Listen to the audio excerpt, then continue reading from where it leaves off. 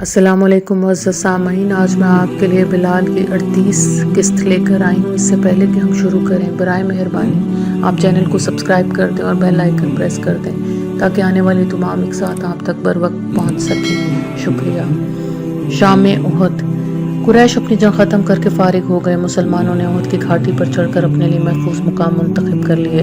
حضور صلی اللہ علیہ وسلم بھی زخمی حالت میں احد ہی کی ایک بلندی پر تشریف فرما تھے۔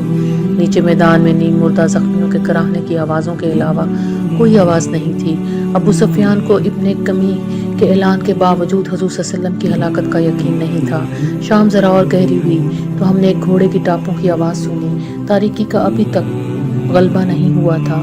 ہم نے دیکھا کہ ابو سفیان اپنے کتھئی رنگ کے گھوڑے پر سوار احد کے دامن تک آیا اور بلند آواز سے پوچھنے لگا، کیا آپ لوگوں میں محمد موجود ہیں؟ حضور صلی اللہ علیہ وسلم نے جواب دینے سے منع فرما دیا۔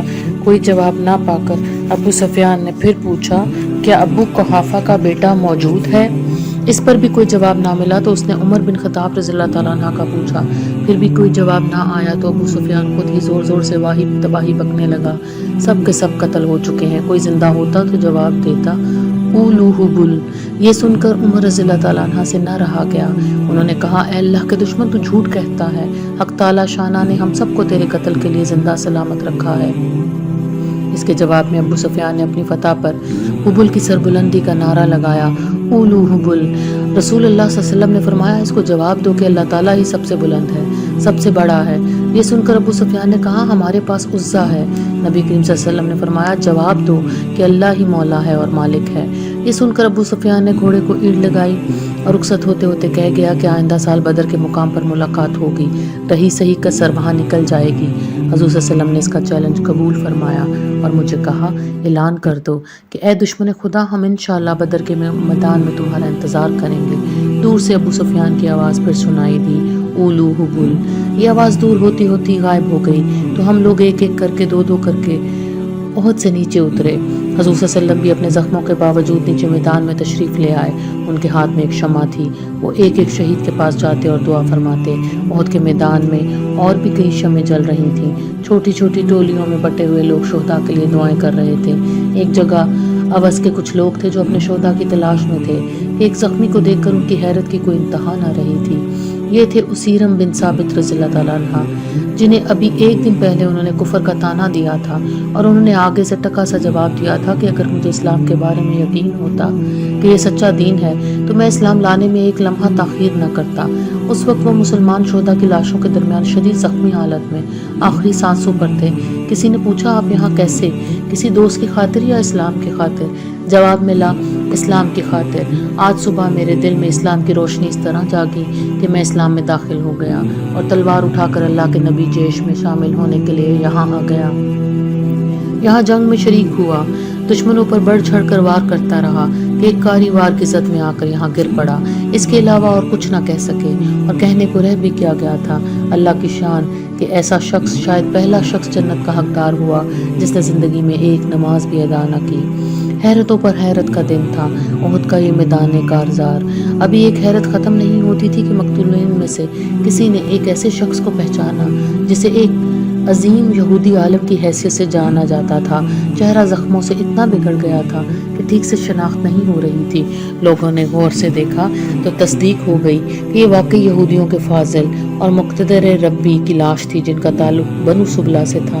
بعد میں پتہ کھلا کہ آج علیل صبح انہوں نے اپنے چند صہیونی پیروکاروں کو بلا کر کہا کہ ہمیں محمد صلی اللہ علیہ وسلم کے ساتھ کیے ہوئے اپنے میثاق کا پاس کرنا چاہیے اور ان کے دوش بدوش لڑنا چاہیے۔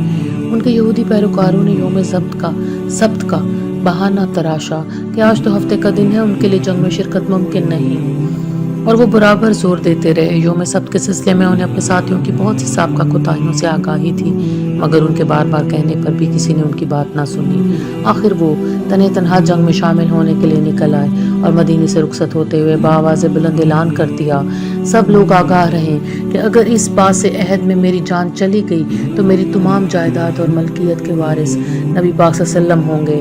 وہ جس طرح چاہیں خدا کے بتائے ہوئے کاموں پر صرف کریں۔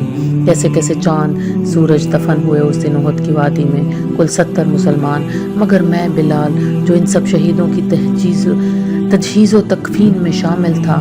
آج یہ سوچنے پر مجبور ہوں کہ قریش کو اس کامیابی پر خوش نہیں ہونا چاہیے تھا، کیونکہ احد کے مکین نور کے وہ مینار بن کر ابھرے جن سے زیادہ حق آج بھی منور ہے۔ جنگ تو ہوتی ہی سانحہ ہے، لیکن کچھ واقعات ایسے ہوتے ہیں جو سانحہ جنگ کے اندر اپنی نوعیت کا ایک نیا سانحہ بن جاتے ہیں۔ غزوہ احد میں جب خنثان کا رن پڑا تو مسلمانوں نے غلطی سے کافروں کے لشکر کا فرش سمجھ کر حذیفہ رضی اللہ تعالیٰ عنہ کے والد یمان رضی اللہ تعالیٰ عنہ پر حملہ کر دیا۔ حذیفہ رضی اللہ تعالیٰ عنہ چیختے ہوئے ان کو بچانے کے لیے ان کی سمت دوڑے کہ میرے والد ہیں، میرے والد ہیں، مگر اتنے میں وہ شہادت پا چکے تھے۔ اس نادانستہ قتل پر حذیفہ رضی اللہ تعالیٰ عنہ کے منہ سے صرف یہ نکلا، اللہ تعالیٰ تم پر رحم فرمائے، وہ سب سے بڑھ کر رحم کرنے والا ہے۔ احد وہ واحد میدان جنگ ہے جہاں ایک ایک قبر میں قلت وسائل کے سبب 2-2 3-3 شہداء کو دفن کیا گیا۔ احد کے شہداء کے بارے میں قرآن کریم کی یہ آیت نازل ہوئی۔ مومنین میں سے کچھ لوگ ایسے بھی ہیں جنہوں نے جس بات کا اللہ سے وعدہ کیا تھا اس پر پورے اترے۔ بعض تو ان میں سے وہ ہیں جو اپنی نظر پوری کر چکے ہیں اور بعض ان میں مشتاق ہیں۔